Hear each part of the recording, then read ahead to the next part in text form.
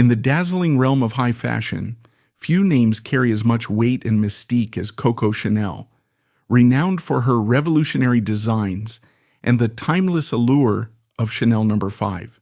Her story extends far beyond the glimmering facade of luxury and elegance. Beneath the surface lies a complex narrative of unrelenting ambition, controversial romances, and dramatic scandals that shaped her rise to prominence. Chanel's journey from humble beginnings to becoming the very symbol of Parisian sophistication is a testament to her resilience and vision. Yet her life was not without shadows, a tale woven with betrayals, conflicts, and a solitary end that remains lesser known. Through determination and ingenuity, Chanel transcended societal norms, transforming herself from an orphan into an icon of style. However, her path to greatness was marked by fierce battles, both personal and professional, as she struggled to maintain control over the fashion empire that still bears her name. Today we delve into the multifaceted life of Gabrielle Coco Chanel, an extraordinary woman whose legacy continues to captivate and inspire as we uncover the triumphs and controversies that defined her remarkable journey. Coco Chanel's youth was marked by hardship long before she found her way into haute couture. Born Gabrielle Bonheur Chanel in 1883 in Saumur, France, she was thrust into poverty from the outset. Her parents were not married when she came into the world, and her mother, Jeanne Devol, passed away when Chanel was still a child. Although Chanel later claimed tuberculosis took her mother's life, many historians have suggested poverty and related illnesses played a significant role in her death. After losing her mother, Chanel and her siblings were effectively left behind by their father, Albert Chanel. He placed the girls in a strict orphanage run by nuns, where routines were rigid and comforts were few. Chanel clung to hope that her father would someday return for her, a belief that never came to fruition. During these years, she learned the basics of sewing, skills that would later prove essential to her fashion career. As her fame expanded in adulthood, Chanel grew increasingly reluctant to discuss these humble beginnings. In fact, she often reshaped the narrative of her early life, preferring elaborate or romanticized versions over the bleak truth. Records show she once admitted, "I don't like my family. You're born in it, not of it. I don't know anything more terrifying than family." This sentiment reveals a deep-seated resentment and an attempt to distance herself from the struggles of her formative years. Yet it was precisely this challenging upbringing that shaped her into the visionary designer the world would come to celebrate. Spending her formative years in the austere environment of the orphanage forced her to rely on her own ingenuity and resourcefulness, skills that would later become hallmarks of her work and persona.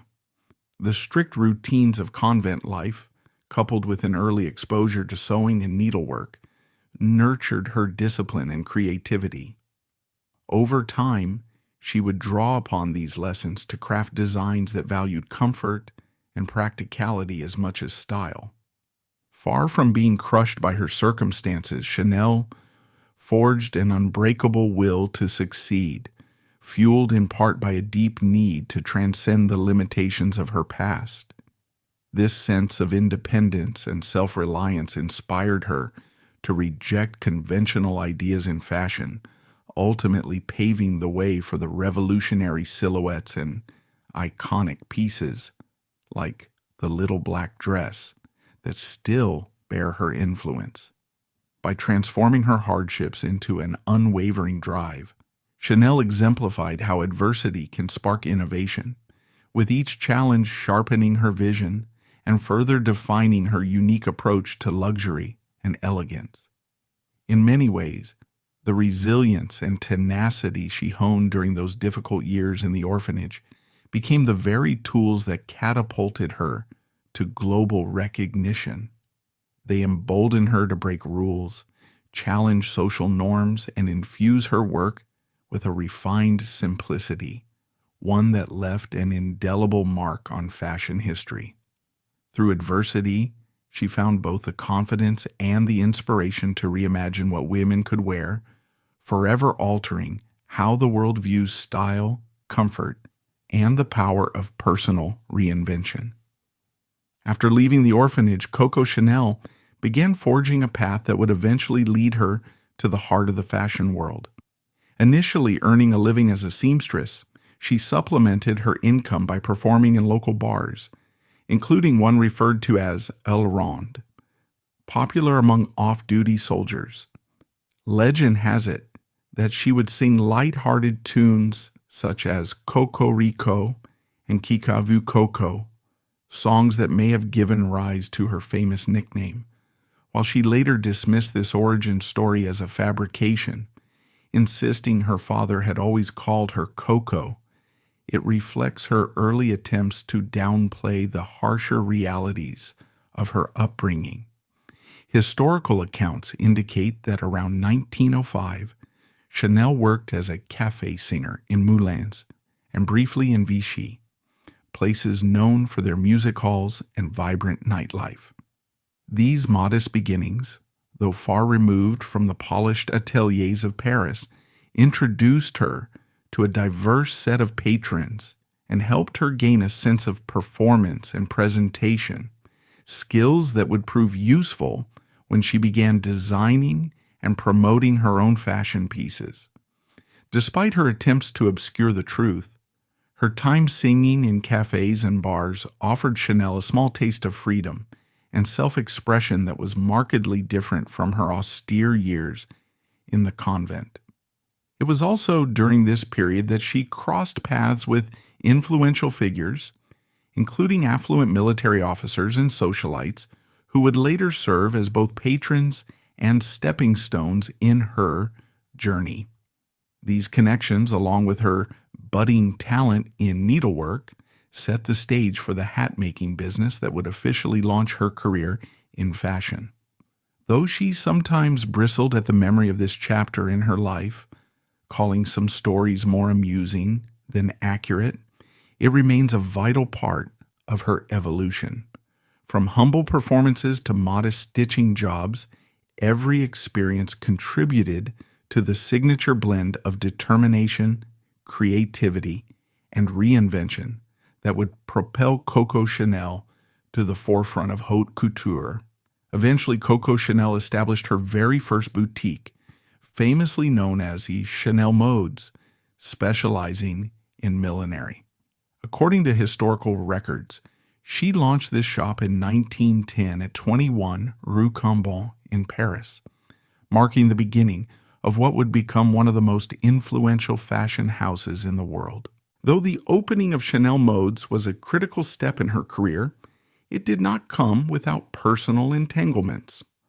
Around this period, Chanel was romantically involved with two significant figures: Etienne Balsan, a French cavalry officer and heir to a textile fortune, and Arthur Boy Capel, an English polo player and businessman.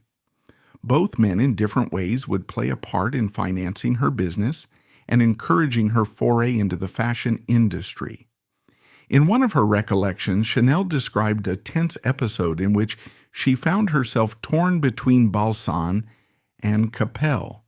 According to her account, Balsan occasionally spoke of taking his own life, causing her considerable distress. "We lunched and dined together, Atten Boy and I," she once remembered. "Occasionally, Atten talked about killing himself, and I wept. I wept so, 'You aren't going to let N kill himself,' I said to myself. 'You'll set them both free. Go throw yourself into the Seine.'"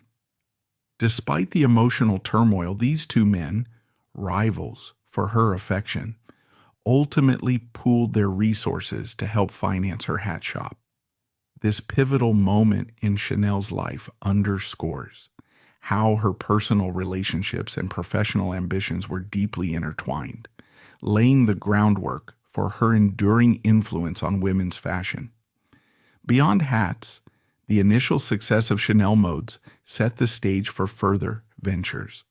By leveraging the financial backing from Balsan and Capel, Chanel later expanded her business to seaside towns such as Deauville in 1913 and Biarritz in 1915. These shops offered more than just hats. They introduced early versions of her comfortable yet elegant garments, foreshadowing Chanel's future role as a designer who would revolutionize women's attire.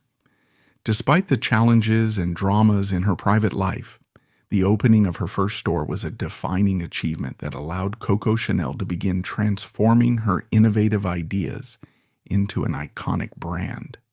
Before long, Coco Chanel's venture began to thrive, drawing clientele eager for her innovative vision. Early on, her aesthetic was far from the opulent norms of the Belle Époque. Instead, it drew inspiration from her modest upbringing. Often referred to as the poor style, her designs were deceptively simple, emphasizing understated elegance rather than elaborate frills and embellishments. Notably, she introduced jersey fabric, a material traditionally reserved for men's underwear and considered cheap at the time, into her haute couture collections. By doing so, she effectively redefined notions of luxury, showing that true sophistication could be rooted in practicality and minimalism rather than ornate display. This pared-down approach also reflected Chanel's experiences in the orphanage, where she closely observed the habits of the nuns and their austere attire. Many fashion historians point out that her preference for sleek lines and monochromatic palettes took inspiration from the convent's strict dress code. From the hats she crafted in her earliest boutique to the streamlined silhouettes she would eventually champion, comfort was always at the heart of her creations. Indeed, one of her most quoted lines is, "Luxury must be comfortable, otherwise it is not luxury." By prioritizing wearability and freedom of movement rather than rigid corsets and heavy layers, Chanel opened the door to a modern, liberated style of dressing that resonated with women far beyond the aristocratic set. In later years, her fondness for simple yet refined pieces, such as the little black dress, further propelled her reputation as a pioneer of functional elegance.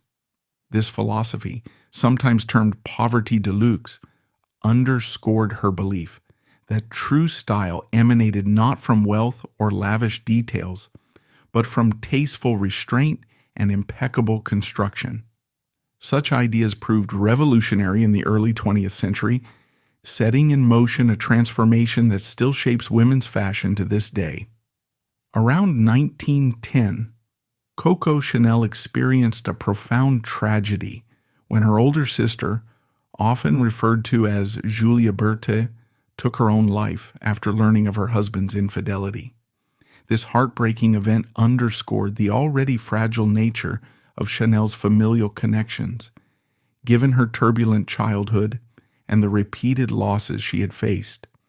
Julia Berthe's death left behind a son named André Palas, whose paternity remains uncertain. Despite her famously complex feelings about family, Chanel stepped in to provide temporary care for André before sending him to England, notably to the same school once attended by Arthur Boy Capel, her lover and key supporter in her early fashion endeavors. Although little is known about the depth of Chanel's relationship with her nephew, historians believe she was genuinely protective of him, hinting at a measure of concern that sometimes remains overshadowed by her ambitious public persona. In 1971, upon her own death, Chanel ensured that a substantial portion of her estate went to André and his daughters. This gesture, set against the backdrop of her earlier losses and her often quoted disdain for the constraints of family life, reveals a more nuanced side of her character. It highlights how, despite her insistence on distancing herself from her origins, she still felt a sense of responsibility toward those she considered kin. This personal tragedy and its aftermath illustrate the complexity that defines Chanel's world, from her earliest struggles in an orphanage to the heights of fashion stardom. Her actions toward André and the way she handled her sister's memory point to a capacity for empathy and care that stands in contrast to her reputation for self-mythologizing and secrecy. Ultimately, these painful experiences, interwoven with her meteoric rise, shed light on the resilience and contradictions that shaped Coco Chanel's extraordinary life. In December 1919, Coco Chanel faced yet another devastating blow when Arthur Boy Capel, often regarded as the love of her life, was killed in a car accident near Cannes. His sudden passing at the age of 38 left Chanel inconsolable. She would later admit that losing him meant losing everything. Having financed her first shops and introduced her to literary works, Capel had profoundly shaped her personal and creative world. In the wake of his death, Chanel reportedly immersed herself in reading to feel closer to him. One of her most cherished possessions became her copy of Louis and Irene by Paul Morand, said to have been inspired by her affair with Capel. Many years later, the House of Chanel honored his memory by naming one of its iconic handbags the Boy Bag, reflecting both Capel's enduring influence on Chanel's life and the emotional weight of a romance cut tragically short.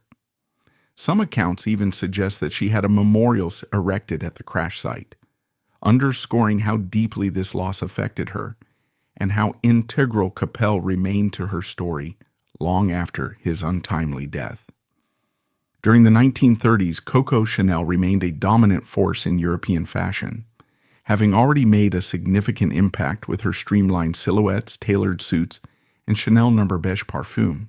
However, her attempt to extend this success into Hollywood costume design illustrates a fundamental clash between two different worlds: the refined minimalism of Chanel's Parisian couture and the more theatrical, embellished style favored by the film industry. At the heart of this mismatch was Chanel's philosophy, which revolved around understated elegance, comfort, and functionality. Her design aesthetic rebelled against the excess of earlier eras, offering women garments that were liberating yet sophisticated. These qualities, while revolutionary in the realm of high fashion, did not always resonate with the heightened drama and spectacle that Hollywood films demanded. For audiences expecting lavish evening gowns and flamboyant costumes that sparkled under bright studio lights, Chanel's pared-down approach appeared too restrained. Producers and directors in Hollywood often wanted costumes that would immediately captivate viewers, especially in black and white films. Fabric details, embroidery, and larger-than-life silhouettes translated well onto the big screen, ensuring that even the most minor details were visible and impactful. Chanel's reliance on simplicity, sleek lines, monochrome palettes, and minimal adornments worked against these cinematic needs. As a result, film critics and costume departments considered her creations less suitable for big-budget productions aiming to dazzle audiences. Moreover, Chanel's method typically emphasized versatility and a sense of personal style, whereas movie costumes needed to prioritize the story, exaggerate character traits, and match the film's visual flair. She famously believed that a woman's natural grace was more compelling than over-the-top ornamentation. However, many in Hollywood saw this as a lack of spectacle on camera, particularly given that female movie stars at the time were expected to appear in dramatic outfits that underscored their screen presence and celebrity allure. A further challenge lay in the collaborative nature of film. Costumers worked closely with directors, set designers, and cinematographers, each contributing to the overall vision. Chanel, used to the autonomy of her couture house, found it difficult to conform to Hollywood's more collective approach, where costumes sometimes needed to harmonize with elaborate sets and specific lighting techniques. Additionally, her designs might not have photographed as dynamically under the lighting conditions of the era, which often accentuated bold patterns and shimmering textures rather than subtle cuts or neutral tones. Despite dressing prominent actresses such as Gloria Swanson and Ina Claire, Chanel's Hollywood tenure did not meet the sky-high expectations her name carried.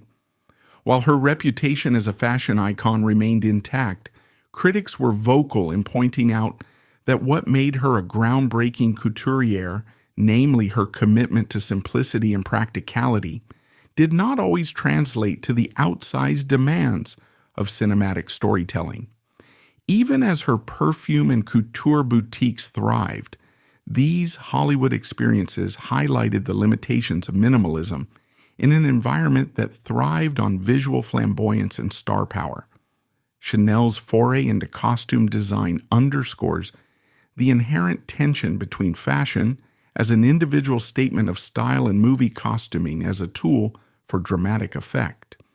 Her legacy, of course, endured in the world of haute couture and ready-to-wear, but her relatively lukewarm reception in Hollywood remains a telling case study of how divergent creative priorities can prevent even the most influential of designers from succeeding across every domain. Following the untimely death of Arthur Boyd Capel, Coco Chanel entered another significant romantic chapter in her life with Hugh Richard Arthur Grosvenor, the second Duke of Westminster. Often referred to by his nickname Bendor, the Duke was one of the wealthiest and most influential aristocrats in Britain at the time. Their liaison began in the mid-1920s and drew considerable attention, not least because the Duke, already married, entertained Chanel with lavish trips to his estates in Scotland, where she is believed to have drawn inspiration for the tweed suits that later became synonymous with her brand. Despite the opulence and affection they shared, Chanel's relationship with the Duke was ultimately marred by the social realities of the era. Women of her background, despite her fame and rising fortune, were not considered suitable partners for men of the Duke's noble standing. Though reports vary, some historians suggest that marriage was at least discussed, but class differences made any formal union impossible. Chanel herself is famously quoted as saying, "There have been several Duchesses of Westminster. There is only one Chanel," underscoring her refusal or inability to take on such a title. During their time together, the Duke of Westminster reportedly showered Chanel with gifts, from jewelry to financial support, granting her access to the highest tiers of British society. However, the constraints of aristocratic life meant their affair could only end one way: separation. While the partnership undoubtedly influenced Chanel's personal style, she is said to have borrowed elements from the Duke's wardrobe to create her iconic menswear-inspired pieces. The emotional toll of another love lost added to the string of personal tragedies that marked her ascent. Even so, her experiences with Bendor and the worldly confidence she gained from his social sphere left an indelible mark on her evolving brand, helping shape her future designs and further solidifying her status as a trailblazer in the world of fashion. During World War II, Coco Chanel's established fashion house faced a dramatic downturn. Prior to the German occupation of France, her couture empire thrived, but as the war escalated, she found both the economic climate and her personal standing under significant strain. For one, the luxury sector in Paris was brought to a near standstill. Aristocratic clients fled, resources became scarce, and the broader atmosphere of uncertainty made high fashion feel out of step with the realities of wartime Europe. Faced with the collapse of normal business operations, Chanel decided to close her couture house around 1939, keeping only her boutique at 31 Rue Cambon open to sell perfume and accessories. One of the most notable factors that preserved her income during this period was the steady sale of Chanel No. 5. Despite the global upheaval, the fragrance remained immensely popular. Its royalties, along with licensing agreements, allowed her to maintain financial security even after shuttering her primary design operations. Yet, her position was not without controversy. Historical records indicate that she attempted to leverage Nazi-enforced anti-Semitic laws in order to reclaim full ownership of the Chanel perfume business from her Jewish partners, the Wertheimer family. This move, if successful, would have expanded her stake in the company, which she had previously sold off in large part to secure funding for production and distribution. Compounding this controversy was her personal association with Hans Günther von Dinklage, a German officer with reported links to Nazi intelligence. Rumors about Chanel's involvement with the Nazi regime have circulated for decades, suggesting that she either acted as a spy or maintained close ties to high-ranking German officials to protect her interests, or, at the very least, to navigate the precarious territory of occupied Paris. Although the full extent of her collaboration or complicity remains the subject of debate among historians, the combination of her relationship with von Dinklage and her efforts to wrest business control through discriminatory legislation cast a lasting shadow over her wartime reputation.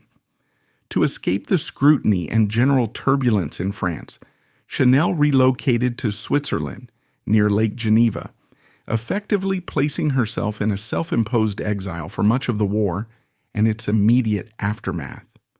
Here, she was sheltered from the day-to-day hardships that Parisians endured under occupation, rationing, curfews, bombings, and she focused on maintaining her financial stability through perfume royalties rather than designing. During these years in Switzerland, she interacted less frequently with the fashion scene, removing herself from the public eye at a time when many French citizens were taking careful note of who had fraternized with the occupying forces.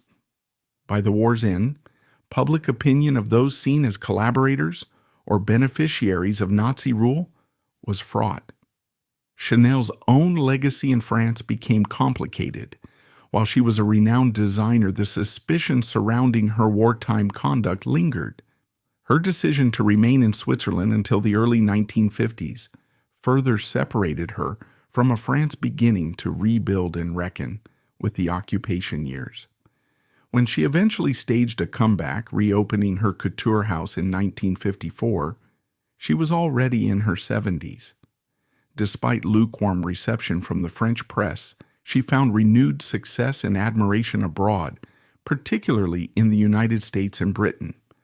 This chapter of her life underscores the challenges she faced, operating a luxury brand amid economic ruin, navigating fraught personal entanglements with Nazi-linked associates, and grappling with moral implications of exploiting anti-Semitic laws. While Chanel's designs and perfumes ensured her material survival, her reputation sustained lasting damage from the compromises she made. Nonetheless, she emerged after World War II with sufficient resources and determination to reignite the Chanel brand, illustrating both the resilience and the controversy that would continue to define her storied career. Over time, more information has emerged about Coco Chanel's unsettling ties to the Nazis during the World War II. Chief among these revelations is her romantic involvement with a German officer, widely believed to be Hans Günther von Dinklage, who reportedly served as a liaison between Chanel and high-ranking officials. Additionally, researchers have uncovered evidence suggesting she was recruited as a spy under the codename Westminster, a reference also cited by sources such as Radio France Internationale, RFI. In this capacity, she allegedly shared intelligence in an effort to secure the release of her nephew, André Palas, who had been imprisoned by the Germans. Chanel's wartime activities also entangled her in a bitter dispute over the Chanel No. 5 perfume empire. She attempted to leverage anti-Semitic policies to force her Jewish partner, Pierre Wertheimer, out of the business. At the time, Chanel owned just 10% of the brand, having received financial backing from the Wertheimer family to mass produce and market the fragrance in the United States. By capitalizing on discriminatory laws imposed under the Nazi occupation, Chanel hoped to seize complete control of this lucrative venture. However, her efforts largely failed. The Wertheimer family retained ownership, and Chanel spent years locked in legal battles without ever increasing her share. Even in the post-war period, Pierre Wertheimer successfully held onto the majority of the company, ensuring that the family maintained rights to Chanel No. 5, an arrangement that endures to this day. These revelations have cast a long shadow over Chanel's legacy. While she is celebrated for revolutionizing women's fashion and introducing timeless designs, her wartime behavior and alliances have prompted ongoing debate among historians and biographers. Hal Vaughn's book, Sleeping with the Enemy, Coco Chanel's Secret War, is one of several works that explores her alleged espionage activities and examines how her ambition, coupled with the political landscape of occupied France, led to a controversial chapter in her life story. In 1954, at the age of 71, Coco Chanel staged an extraordinary comeback after spending nearly 15 years in relative isolation, both from France and from her own fashion empire. Having withdrawn to Switzerland during World War II due to her controversial associations, she returned to Paris with a fresh collection and reopened her couture house. That same year, she unveiled the now iconic Chanel suit, a sleek, collarless jacket paired with a coordinating skirt, often finished with chain trim and designed for both comfort and elegance.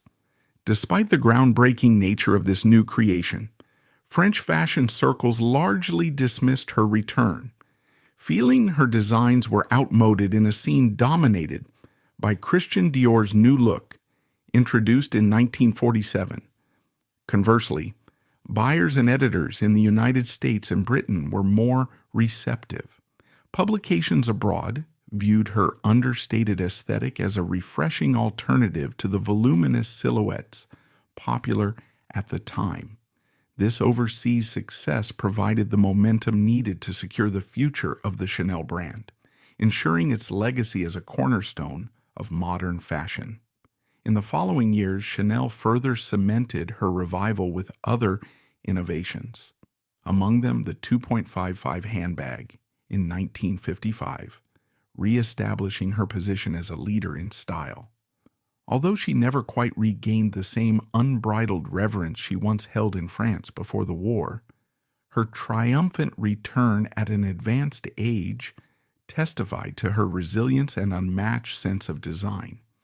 By focusing on wearable yet luxurious pieces, she rekindled international admiration for the House of Chanel, laying the groundwork for the global powerhouse it remains today. During her final years, Coco Chanel lived in a curious mix of renewed visibility and lingering isolation. Although her comeback in 1954 allowed her to once again influence international fashion, particularly in the United States and Britain, she never entirely reclaimed the unchallenged position she held in France before the war. At that time, Parisian critics often viewed her return as outmoded or lacking the grand elegance popularized by Christian Dior's new look. This tepid domestic reception marked a stark contrast to her pre-war prominence, when she was largely hailed as a pioneer of modern women's clothing. Her personal life throughout the decades had been punctuated by several significant love affairs, most notably with Etienne Balsan, the English polo player Arthur Boy Capel, and later the Duke of Westminster, Hugh Grosvenor. Each of these relationships had a profound impact on her, both emotionally and materially. Capel, for instance, financed her early business ventures. The Duke of Westminster introduced her to a world of aristocratic grandeur that inspired her iconic tweed suits. Yet despite these romances, Chanel never married, and she had no children. Over time, her circle of close confidants shrank considerably, a pattern influenced by her own choice to keep tight control over her brand, her image, and her private life. By the 1960s, Chanel was already well into her 70s and still actively involved in her design house. She famously oversaw details of collections with a meticulous, sometimes formidable demeanor.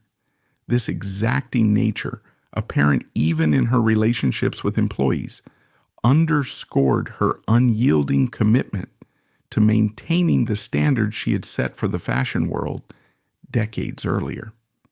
Nevertheless, friends and colleagues observed signs that she felt a sense of weariness and understood her era might be fading. She sometimes expressed frustration that her minimalist, aesthetic and staple pieces, such as the tweed suit, were overshadowed by new designers and changing trends. Chanel's decision to reside at the Ritz in Paris symbolized both her enduring sense of luxury and her detachment. The Ritz was, in many ways, an extension of her personal style, elegant, private, and removed from the bustle of ordinary life. Yet living in a hotel suite also underscored her lack of a traditional domestic arrangement: no spouse, no children, and few family ties. Observers at the time described her as someone who prized independence above nearly everything else, including social connections that might have softened her solitude. On January 10, 1971, at 87 years old, Coco Chanel passed away in her suite at the Ritz. The suddenness of her death took many by surprise, though those who worked alongside her in the days leading up to it recalled an almost feverish dedication to last-minute design tweaks, perhaps a sign of her intuitive awareness that her time was drawing near. Her final reported words, "You see, this is how you die," resonate with a sense of acceptance and perhaps even defiance. She remained the architect of her own life until the very end. Chanel's funeral was held at the Église de la Madeleine in Paris, attended by many who understood her towering significance in fashion. Afterward, she was buried in Lausanne, Switzerland, at the Bois de Vaux Cemetery.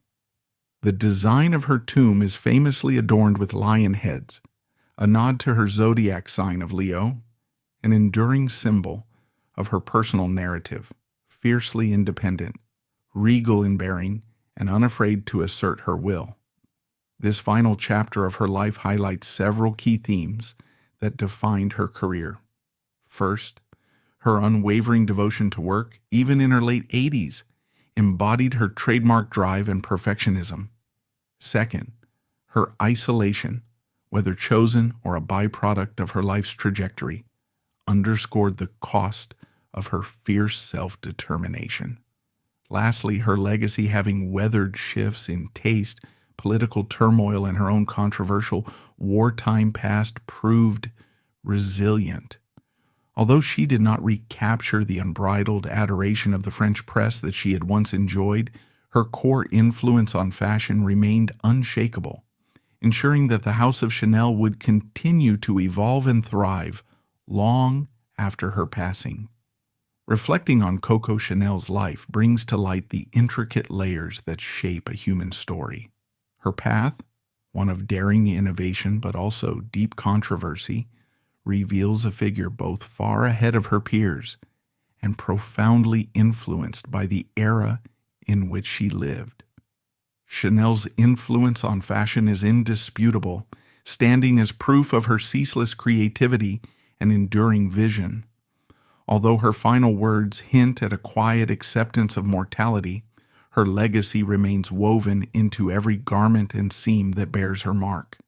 How does her narrative resonate with you? Is it a tale of triumph against the odds, or does her wartime conduct overshadow those achievements? I'd be interested to hear your thoughts. Thank you for joining this brief exploration of Chanel's final chapter, and keep an eye out every Friday for a deeper look into the lives and stories that continue to fascinate us. Your feedback, likes, and shares are much appreciated. As always, thank you for watching.